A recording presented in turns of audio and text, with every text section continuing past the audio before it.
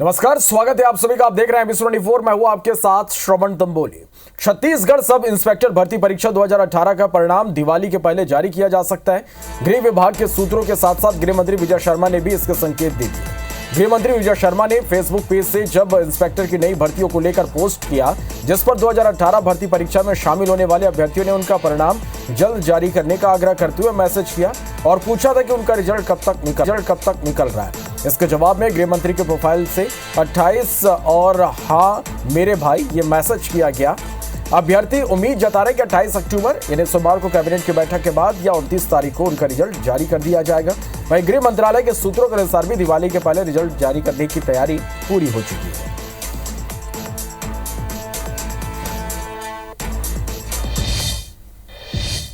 दंतेवाड़ा में मोतियाबिंद ऑपरेशन में लापरवाही बरतने पर एक बड़ा एक्शन लिया गया है। दंतेवाड़ा की नेत्र सर्जन गीता नेताम, नेत्र सहायक अधिकारी दीप्ति टोप्पो और स्टाफ नर्स ममता वैद्य को निलंबित कर दिया गया।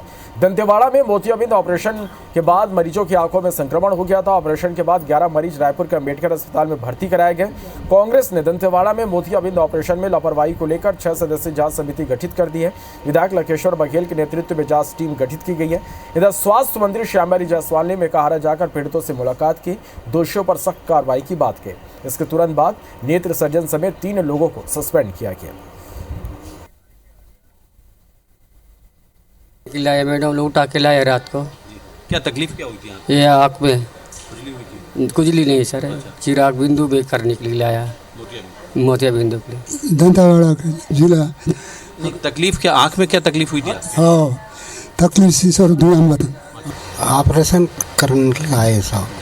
आँख की तकलीफ है, दंतेवाड़ा से यहाँ लिया जाए। 11 मरीजों को लाया गया है। 10 लोगों का ऑपरेशन फिर से भी किया गया है और एक का पैर में दूसरी बीमारी से इन्फेक्शन होने की वजह से अभी नहीं किया गया है।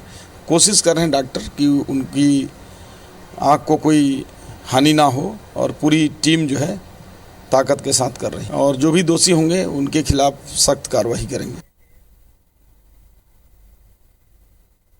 और सीनियर डॉक्टर भी मॉर्निंग इवनिंग दोनों टाइम देख रहे हैं। मैं खुद भी 2-3 बार देख लेता हूं और जो भी ज़रूरत है और उनको विशेष किसी भी प्रकार से उनको दवाइयों से लेके किसी चीज़ की कमी ना हो या ऑपरेशन इलाज के दौरान में किसी परेशानी ना हो, तो उसका पूरा ध्यान रखा गया है। एक इन्फेक्शन कितना सीवियर है उसके बारे में भी अभी हम पता नहीं है, तो उनको एक आइसोलेशन एक वार्ड में रखा हुआ है। दुर्ग के रसवड़ा और NSPCL कॉलोनी में डकैती के मामले में दुर्ग पुलिस को एक बड़ी कामयाबी मिली है। क्राइम ब्रांच ने मध्य प्रदेश के इंदौर से डकैती के बाद सोने चांदी को गलाकर खपाने वाले एक आरोपी को गिरफ्तार किया है। आरोपी से क्राइम ब्रांच की टीम ने 50 लाख का माल जब्त किया। इसके में सोने चांदी के सिल्ली, गलाने और तौलने की मशीन समेत 600 ग्राम सोने और 350 ग्राम चांदी के जेवरात शामिल है। इस सफलता के बाद दुर्ग SP जितेंद्र शुक्ला ने स्पेशल इन्वेस्टिगेशन टीम को 10,000 रुपए इनाम देने की घोषणा की। बता दें कि मुख्यमंत्री कॉन्फ्रेंस में इस डकैती को लेकर दुर्ग पुलिस की कार्रवाई को लेकर काफी सवाल उठे थे। इसके बाद IG दुर्ग ने स्पेशल टीम गठित की थी। इससे पहले दुर्ग पुलिस ने धार से ही 3 आरोपियों को गिरफ्तार किया था। मामले में अब भी 5 आरोपी पुलिस की गिरफ्त से बाहर है। रसवड़ा में एक डकैती कांड हुआ था और वो पूरा प्रकरण पुलिस के लिए बहुत चैलेंजिंग भी था। डकैत गिरोह जो था वो अंतर्राज्यीय था। राजन कटार को गिरफ्तार किया गया। राजन कटार की गिरफ्तार से वहाब से और जहाँ पे वो गलाने का काम करता था वहाँ से गलाने की मशीन और करीब 600 ग्राम के आसपास जो गलाया हुआ और कुछ गलाने के लिए रखा हुआ सोना जो है वो हमने रिकवर किया है। हम उस हर एक घर में, हर एक गली मोहल्ले में गए वहाँ पर, तो अब इस तरीके से लास्ट मोमेंट में हमको उनके आदमी का बारे में जानकारी प्राप्त हुई तो हम लोग उस घर तक पहुँच पाए। आरोपी हमारे पास 3 हमारे जो मुख्य डकैत बचे हुए हैं और 2 इसमें माल खरीदने वाले बचे हुए हैं, जो मेन सरगना है कपिल जैन और एक उसका असिस्टेंट आसिफ। ये 5 बचे हुए हैं, लेकिन हम उसको भी जल्दी अरेस्ट कर लेंगे जिस दिन हम चाहें। ग्वालियर के दौलतगंज में एक ज्वेलरी शोरूम से दो महिलाओं ने सोने की एक अंगूठी पार कर दी। चोरी की घटना सीसीटीवी में कैद हुई। पुलिस ने मामला दर्ज कर जांच शुरू कर दी है। बता दी कि दौलतगंज में स्थित बसंत विहार कॉलोनी के एक ज्वेलर्स में दोपहर के समय दो महिलाएं पहुंची, अंगूठी सहित कई आभूषण देखे। इसके बाद दुकान से चले गए। जब दुकान बंद करने से पहले दिन भर का हिसाब किताब देखा गया तो 2.48 ग्राम की हीरे की अंगूठी कम निकली। सीसीटीवी चेक करने पर महिलाएं अंगूठी चोरी करते हुए दिखाई दी। शोरूम संचालक की शिकायत पर पुलिस ने अज्ञात महिलाओं पर मामला दर्ज कर लिया है। मामले में एसपी निरंजन शर्मा ने कहा कि ज्वेलर्स में चोरी करने वाली महिलाओं की तलाश की जा रही है। कृष्णा ज्वेलर्स का शोरूम है। उनके जो शोरूम से जो है एक सोने की अंगूठी जिसमें हीरा लगा हुआ था वो चोरी की रिपोर्ट की है। उनकी रिपोर्ट पर से जो है चोरी का अपराध पंजीबद्ध किया गया। सीसीटीवी फुटेज में दो संदिग्ध महिलाएं वो अंगूठी ले जाते हुए दिखी हैं। इस संबंध में विवेचना की जा रही है। जल्दी जल्दी महिलाओं को शिनाख्त कर अंगूठी बरामद की जाएगी, उनकी गिरफ्तारी की जाएगी। बलरामपुर की घटना और जशपुर में मसीही समाज के विरोध प्रदर्शन पर सियासत जारी है। इस पर मुख्यमंत्री विष्णुदेव साय का बयान सामने आया। बलरामपुर की घटना पर सीएम ने कहा कि पत्नी के गायब होने पर पति को बुलाया गया, जांच होने के बाद पता चलेगा कि वास्तविकता क्या है। वहीं जशपुर में मसीही समाज के लोगों के पदयात्रा पर कहा कि हमसे मिलने कोई रोक टोक नहीं है। बलरामपुर घटना पर पीसीसी चीफ दीपक बैज ने कहा कि बलरामपुर घटना की जांच हाईकोर्ट सिटिंग जज से हो। थाना प्रभारी और एसडीओपी पर हत्या का मामला दर्ज हो। मृतक के परिजनों को 1 करोड़ रुपए मुआवजा और सरकारी नौकरी मिले। बलरामपुर की घटना है। अब वो महिला गायब हुई थी और पूछताछ के लिए उसके हस्बैंड को बुलाए थे और वो शायद जांच में है। अब जांच होने पर पता चलेगा कि वास्तविकता वहां पर क्या है। हमारी मांग है इस मामले की जांच उच्च न्यायालय हाई कोर्ट के वर्तमान जज की निगरानी में इसकी जांच होनी चाहिए, चाहे कि निष्पक्षता से, ताकि दोषियों के ऊपर कार्रवाई हो। इसलिए हम वर्तमान हाई कोर्ट के सिटिंग जज से हम जांच कराने की सरकार से मांग करते हैं। युवा कांग्रेस के राष्ट्रीय अध्यक्ष उदय भानु चिपको 2 दिवसीय दौरे पर रायपुर पहुंचे। एयरपोर्ट पर सैकड़ों युवा कांग्रेसी और एनएसयूआई के कार्यकर्ताओं ने स्वागत किया। उदय भानु सबसे पहले राजीव भवन पहुंचकर युवा कांग्रेस के पदाधिकारियों की बैठक ली। बैठक में प्रदेश कांग्रेस अध्यक्ष दीपक बैज और रायपुर दक्षिण विधानसभा के प्रत्याशी आकाश शर्मा भी शामिल हुए। उदय भानु रात 9 बजे भिलाई पहुंचकर कांग्रेस विधायक देवेंद्र यादव के परिजनों से उन्होंने मुलाकात की। उदय भानु सोमवार की सुबह 10 बजे जेल में बंद देवेंद्र यादव से मुलाकात करेंगे। फिर रायपुर दक्षिण विधानसभा के प्रत्याशी आकाश शर्मा के पक्ष में प्रचार भी करेंगे।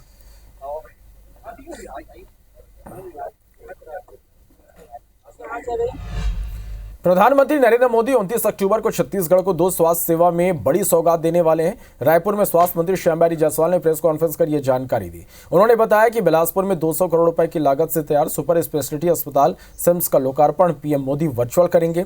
इस कार्यक्रम में सीएम साहब भी मौजूद रहेंगे। यह अस्पताल 3 चरणों में प्रारंभ होगा। पहले चरण में ओपीडी, दूसरे चरण में वार्ड, आईसीयू, डायलिसिस यूनिट और लैब, तीसरे चरण में कैथ लैब, ओटी, हार्ट और लंग की मशीनें शुरू होंगी। चौथे चरण में अस्पताल पूरी तरह से काम करने लगेगा। इसके शुरू हो जाने से सरगुजा और बिलासपुर संभाग के मरीजों को रायपुर आने की आवश्यकता नहीं पड़ेगी। 90 करोड़ की लागत से 100 बिस्तरों वाले केंद्रीय योग और प्राकृतिक चिकित्सा अनुसंधान संस्थान यानी CRIYN का भी पीएम मोदी शिलान्यास करेंगे। इसका निर्माण 24 महीने में पूरा होगा। अक्टूबर में ही एक मल्टी सुपर स्पेशलिटी की शुरुआत बिलासपुर की करने जा रहे हैं और 29 तारीख को माननीय प्रधानमंत्री जी उसका लोकार्पण करेंगे। 100 बेड का योग और नेचुरोपैथी का हॉस्पिटल और रिसर्च सेंटर माननीय प्रधानमंत्री जी 29 अक्टूबर को ये शुरुआत करने जा रहे हैं। मध्य प्रदेश में कांग्रेस लगातार 2 हार के बाद संगठन में बदलाव कर जीत की उम्मीद तलाश रही है। संगठन में कई तरह के फेरबदल भी किए गए, लेकिन इन बदलाव में बीजेपी कुछ प्रतिक्रिया देती उससे पहले ही खुद कांग्रेसी ही इसे लेकर सवाल उठाने लगे। मध्य प्रदेश में कांग्रेस ने संगठन में बड़ा फेरबदल किया है। कांग्रेस ने 71 महासचिव, 17 उपाध्यक्ष और 16 कार्यकारिणी सदस्य बनाए हैं। 33 स्थायी आमंत्रित और 40 विशेष आमंत्रित सदस्य बनाए हैं। कमलनाथ, दिग्विजय, उमंग सिंघार समेत तमाम सीनियर लीडर्स को कार्य समिति में शामिल किया गया है। पीसीसी में 21 महिलाओं को भी जगह मिली है। लेकिन इसमें हैरान करने वाली बात यह है कि पूर्व सांसद नकुलनाथ को जगह नहीं दी गई है। राजनीति में संतुलन जरूरी है, यूथ की एनर्जी भी आवश्यक है और अनुभव का एक सोच भी जरूरी होता है, तो दोनों को बैलेंस किया है। अपने नकुलनाथ जी पॉलिटिकल अफेयर कमेटी कमेटी के ऐलान के बाद न सिर्फ बीजेपी बल्कि कांग्रेस के प्रदेश प्रवक्ता रवि सक्सेना ने भी हमला बोला है। सोशल मीडिया पर लिखा है कि अंधामल बांटे रेवड़। कमलनाथ जी का क्या हुआ है, उनके बेटे नकुलनाथ जी का क्या हुआ है। छिंदवाड़ा की जनता ने तो उन्हें नकार ही दिया था, अब तो कांग्रेस ने भी नकार दिया। रायपुर दक्षिण विधानसभा में नामांकन की प्रक्रिया पूरी हो चुकी है। बीजेपी से सुनील सोनी और कांग्रेस से आकाश शर्मा चुनावी मैदान में है। दोनों पार्टियों ने प्रचार भी शुरू कर दिया है। बीजेपी मतदाताओं के बीच 8 बार के विधायक बिजमन अग्रवाल के नाम, काम और बीजेपी सरकार की उपलब्धियों को लेकर जारी है। तो वहीं कांग्रेस बीजेपी प्रत्याशी सुनील सोनी की निष्क्रियता और उनके महापौर संसदीय कार्यकाल में कोई विकास कार्य नहीं होने की बात जनता को बता रही है। इस बीच उपचुनाव प्रभारी और स्वास्थ्य मंत्री श्यामबिहारी जायसवाल ने कांग्रेस को बहस की खुली चुनौती दी। उन्होंने कहा कि सुनील सोनी की सक्रियता और उनके कार्यकाल के दौरान हुए विकास कार्यों को लेकर बहस कर सकते हैं। जायसवाल की चुनौती को प्रदेश कांग्रेस अध्यक्ष दीपक बैज ने स्वीकार कर लिया। उन्होंने कहा कि समय और जगह बता दें, बहस के लिए तैयार हैं। कोई कुश्ती तो लड़ाई है नहीं, ये चुनाव हो रहा है, इसमें युवा और बुजुर्ग की क्या बात है। और जहां तक सक्रियता और निष्क्रियता की बात है तो खुद आकलन कर लें, डिबेट कर ले कांग्रेस ओपन में, जिस मंच में चाहे, सुनील सोनी जी के विभिन्न समय के कार्यकाल का और अपने कार्यकाल का। सुनील सोनी जी 2 बार महापौर, सांसद रहने के बाद दक्षिण की जनता के लिए क्या किया, अपनी सांसद निधि का कितना उपयोग किया। जहां चुनौती कोई दिक्कत नहीं है, जहां जगह समय तय कर ले। क्या कांग्रेस चुनौती से डर रही है क्या? श्यामबिहारी जायसवाल को अपना विभाग नहीं संभल रहा है और वो चुनौती दे रहे हैं। पहले अपना विभाग संभाल ले, फिर बाद में चुनौती दे दे। मुख्यमंत्री डॉक्टर मोहन यादव आदिवासी भिलाला समाज के सम्मेलन में शामिल हुए। इस दौरान आदिवासी समाज के प्रशासनिक सेवा और अन्य क्षेत्रों में बड़ी उपलब्धि पाने वाले युवा युवतियों को सम्मानित किया गया। मुख्यमंत्री ने कहा कि मध्य प्रदेश सरकार आगामी 15 नवंबर को टांटिया भील जयंती पर धार में बड़ा आयोजन करेगी। साथ ही दीपावली के बाद मध्य प्रदेश सरकार बड़े स्तर पर गोवर्धन पूजा पूरे प्रदेश में मनाएगी। वहीं मुख्यमंत्री ने मंच से घोषणा करते हुए इंदौर में भिलाला समाज के सामुदायिक भवन के लिए 5 करोड़ रुपए देने की घोषणा की। आदिवासी समाज अपनी मेहनत, परिश्रम, ईमानदारी, सज्जनता, किसान की प्रति कृषि की बेहतरीन प्राकृतिक उत्पादकता, ऐसे कई काम लेके चलता है। ऐसे में 5 करोड़ की राशि उनके मांगलिक भवन धर्मशाला के लिए देने की मैंने घोषणा की है। इंदौर में भूमि भी दी जाएगी। सभी प्रकार के शासन के लाभ दिलाते हुए समाज को आगे बढ़ाने का संकल्प हमारा है। अस्पतालों के निजीकरण के खिलाफ स्वास्थ्य संगठनों ने मोर्चा खोल दिया। संगठन के सदस्यों ने सरकार से इस फैसले पर पुनर्विचार करने की मांग की। दरअसल मध्य प्रदेश सरकार शासकीय जिला अस्पतालों का निजीकरण कर रही है। इस साल मार्च में हुए कैबिनेट बैठक में निर्णय लिया गया कि अस्पतालों को पीपीपी मोड पर मेडिकल कॉलेज बनाया जाएगा और अन्य कंपनियां इसका संचालन करेंगी। इसके खिलाफ स्वास्थ्य संगठनों में नाराजगी है। अलग अलग संगठनों के प्रतिनिधियों ने राजधानी भोपाल में प्रेस कॉन्फ्रेंस कर सरकार से अपने फैसले पर पुनर्विचार करने की मांग की। संगठन के सदस्यों ने सरकार से मांग करते हुए चेतावनी दी कि अगर सरकार ने फैसला नहीं बदला तो वह जनता के हित के लिए लड़ाई लड़ेगी। मैनेजमेंट का लेने के लिए सरकार 260 सरकारी अस्पतालों को पीपीपी मोड पर देना क्यों चाहते हैं? एक बार ये व्यवस्था पर पहला कदम सरकार ने लिया, धीरे धीरे शने शने पूरी स्वास्थ्य व्यवस्था को वो प्राइवेट हाथों में दे देंगे। इससे गरीब मरीजों का फायदा होगा, नुकसान कुछ नहीं होगा। हम किसी धनाढ्य को इसलिए नहीं दे रहे हैं कि वो इससे पैसा कमाए। अगर ये बात साबित नहीं होती है तो हम जिस तरीके से विरोध करना पड़े, किसी भी हद तक जाना पड़े, हम जाएंगे। तो इंदौर में दिवाली की तारीख को लेकर विवाद अभी भी थमने का नाम नहीं ले रहा। एक बार फिर तमाम मंदिरों के पुजारी ने एकत्रित होकर दिवाली की तारीख 1 नवंबर तय की। इंदौर के तमाम मठ मंदिरों में विशेष पूजा अर्चना कर दिवाली का त्यौहार मनाया जाएगा। वहीं दूसरी तरफ इंदौर के सभी बड़े मार्केट में दिवाली 31 अक्टूबर को मनाई जाएगी। सराफा बाजार हो या कपड़ा बाजार, सभी व्यापारी 31 अक्टूबर की शाम दिवाली मनाएंगे और मुहूर्त अनुसार दिवाली के अगले दिन 1 नवंबर को मार्केट बंद रखेंगे। 2 नवंबर को मुहूर्त के अनुसार सभी एक साथ अपनी दुकानों को खोलेंगे। दरअसल पंचांगकर्ताओं ने भी दिवाली की तारीख 31 अक्टूबर बताई है। हालांकि महाकाल मंदिर में भी 31 अक्टूबर को ही दिवाली मनाई जाएगी। खजराना गणेश मंदिर में परंपरागत हमारा निर्णय सागर जो पंचांग है उसके तहत दिवाली मनाई जाती है और यहाँ पर 1 नवंबर की दिवाली मनाई जाएगी। वैसे इस बार जो दीपावली है 31 तारीख की भी है और 1 तारीख की भी है। तो 1 तारीख को जो दीपावली है खजराना मंदिर पर लक्ष्मी पूजन का जो मुहूर्त है वो दीपावली के दिन 1 तारीख का रहेगा। तो दीपावली त्योहार में मिठाइयों की शुद्धता को लेकर हमेशा ग्राहकों के मन में सवाल होते हैं। IBC 24 ने खाद्य विभाग के अधिकारी से जाना कि आप किस तरह से नकली मिठाई की पहचान कर सकते हैं। देखिए नकली मिठाई की पहचान कैसे करते हैं, हमारी संवाददाता हरप्रीत कौर के साथ। दीपावली यानी दीपों का त्योहार, खुशियों का त्योहार, और इन खुशियों में सबसे ज़्यादा जो चीज़ शामिल होती है वो है मिठाइयाँ। मिठाइयाँ खाई जाती हैं, लोगों को गिफ्ट के तौर पर दी भी जाती हैं। लेकिन सबसे बड़ी समस्या दीपावली पर्व में लोगों के सामने ये आती है कि आखिर जो खोवा या फिर मिठाइयाँ, बेसन, नमकीन, जो भी चीज़ें वो खरीद रहे हैं या खरीद कर घर ला रहे हैं और मिठाइयाँ या नमकीन बना रहे हैं, वो कितना शुद्ध है। आज इसी पर हम बात करेंगे और बात करने के लिए हमारे साथ मौजूद हैं खाद्य विभाग के अधिकारी देवेंद्र दुबे। सर, दीपावली का दौर है, कार्रवाई के लिए आप लोग पहुंच भी रहे हैं। सबसे ज़रूरी जो चीज़ है जो आम दर्शक तक ये जाननी चाहिए कि जो मिठाई या नमकीन वो खा रहे हैं वो कितना शुद्ध है। देखिए, जो स्टोर्स होते हैं, स्वीट वगैरह के स्टोर होते हैं या फिर नमकीन के भी स्टोर्स हैं, आपको थोड़ा सा टाइम देना चाहिए। जब भी आप कोई चीज़ ख़रीदते हैं, आप जो भी स्वीट ख़रीदते हैं उसको एक बार सूंघ के आपको देख लेना चाहिए। कई बार ऐसी खबरें आती हैं कि फफूंद लगा हुआ बेच दिया गया है, लेकिन अगर आप ख़रीदते समय उसको देख रहे हैं तो फफूंद एक ऐसी चीज़ होती है जो क्लियर विजिबल होती है। तो बहुत इंटरनल, बहुत अंदर तक जाकर तो आप उसको नहीं देख सकते, लेकिन 2 चीज़ें आप ज़रूर देख सकते हैं, आपको कितना अच्छा या कितना बुरा दिखाई दे रहा है। दूसरा, उसकी स्मेल कैसी है। जब भी आप पैक्ड आर्टिकल्स को ख़रीदते हैं तो आपने पैक्ड आर्टिकल्स में हमें ये देखा है कि इसमें डेट ऑफ पैकिंग ये हमेशा मेंशन की जाती है। ये कानून का एक हिस्सा है, ये कानूनन ये ज़रूरी है कि हम इसमें डेट ऑफ पैकिंग लिखें। ऐसे ही मावे की बनी मिठाइयों में स्टार्च मिलाया जा सकता है, उसका मैं आपको एक बहुत सिंपल सा डेमोन्स्ट्रेशन में आपको दे सकता हूँ। देखिए, एक चीज़ मैं आपको बताऊँ कि एक आयोडीन का सलूशन है। ये आयोडीन का सलूशन ऐसा कोई केमिकल नहीं है जो लोगों के पहुँच के बाहर हो। तो आयोडीन का सलूशन जो है उसका एक नेचर ये होता है कि जब भी ये स्टार्च के कांटेक्ट में आता है तो ये एक डार्क कलर देता है। अब स्टार्च का एक बहुत सिंपल फॉर्म होता है, इसका कलर और स्टार्च में जब हमने डाला है तो इसके रिएक्शन से आने वाले कलर में कितना फ़र्क है। अब अगर हमने कोई मिठाई ली है और मिठाई में के मावा में अगर स्टार्च को मिलाया गया है तो जैसा कलर आलू में आया है वैसा ही कलर इसमें आना चाहिए, क्योंकि इसमें भी स्टार्च की हम उम्मीद कर रहे थे, इसी हमें आशंका थी। हम इसको देखते हैं कि क्या इसमें कलर आ रहा है, क्या कलर में कोई बदलाव हो रहा है। तो ये आयोडीन को मिलाने के बाद भी आयोडीन सॉल्यूशन अपने सेम कलर में है, पुराने कलर में ही है।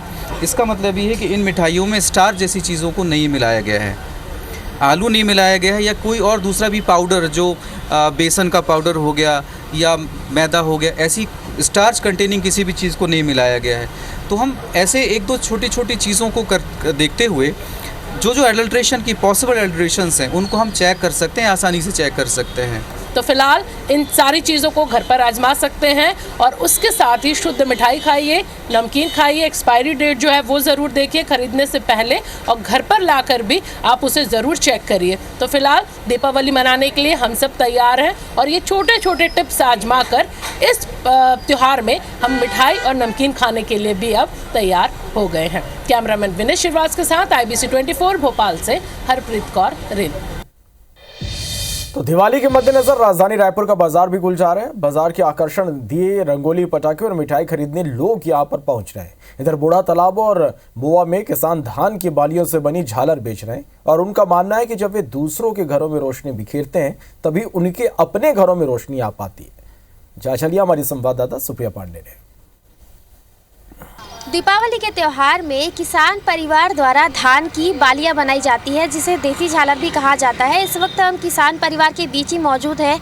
अब देखेंगे कि बड़ी संख्या में किसान परिवार जो है रायपुर के बूढ़ा तालाब के पास जो है स्टॉल लगाए हुए हैं और यहाँ पर आप देखेंगे कि देसी झालर आपको नज़र आ रहा है। किसान परिवार हमारे साथ है, उनसे बात करते हैं। अच्छा, इस बार जो है किस तरह के डिजाइन के झालर आपके पास उपलब्ध है?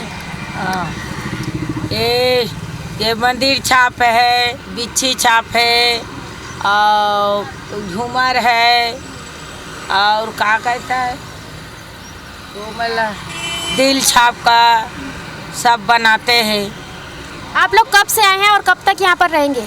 ये दीपावली तक ले, जब दे दिन दीपावली उजलेगा, लक्ष्मी पूजा होएगा, ते दिन चल देंगे। बताइए आपके पास किस तरह के जो झालर हैं वो उपलब्ध है? हमारे झालर झूमर है, बिच्छी झालर है, मंदिर झालर है। इसको हम लोग जैसे कि कटीला दिखता है वो कटीला जैसा है, और क्या तोनर आता है बड़ा, और बड़ा सा गेट में झालर भी आता है वो बड़ा वाला है ना, और उसी के साथ ये झाड़ू भी चलता है। अच्छा ये बताइए कब से यहाँ पर आए हैं और कब तक रहेंगे? हम लोग कल से आए हैं और लक्ष्मी पूजा तक शाम तक रहेंगे, फिर चले जाएंगे अपने घर। यहाँ पर जो किसान परिवार हमने आपको दिखाया कि ये यहीं पर रहते हैं, यहीं पर देसी झालर का निर्माण करते हैं और उसके बाद फिर लक्ष्मी पूजा के दिन ये अपनी घर की ओर जो है रवाना होते हैं। तो इस तरीके से ये किसान परिवार काफ़ी मेहनत करते हैं। तो हम भी आपसे अपील करते हैं कि आप इन किसान परिवारों से ही देसी झालर खरीदें और खेती की ओर वापस जुड़ें। कैमरामैन रेणु साहू के साथ सुप्रिया पांडे, IBC 24 रायपुर। फिलहाल इस बुलेटिन में इतने ही। नमस्कार। IBC 24 number 1 news channel in Madhya Pradesh, Chhattisgarh.